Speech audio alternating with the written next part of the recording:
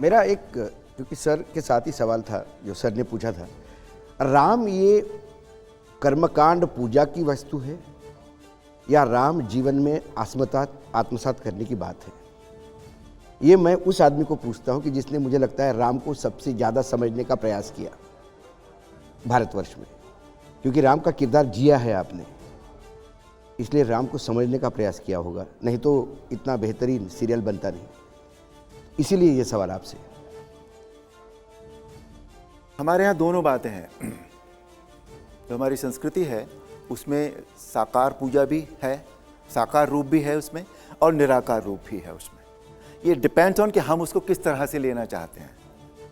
साकार रूप कहते हैं कभी कभी हमें कंसंट्रेट करने में हमें मदद करता है साकार रूप। अन्यथा परमात्मा को बहुत सारे लोग ये भी कहते हैं कि वो शक्ति है। जो शक्ति है वो हम सब मानते हैं, निर्विवाद है वो, कि परमात्मा ही एक शक्ति है जो इस सारे ब्रह्मांड को चलाता है।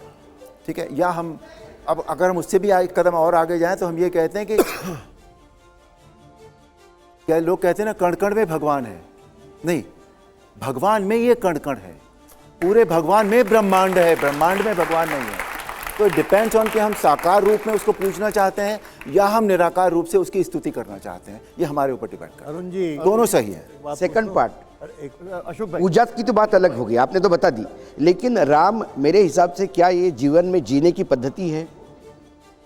हम राम की तरह जीवन जीना चाहें तो जीना चाहिए हमें।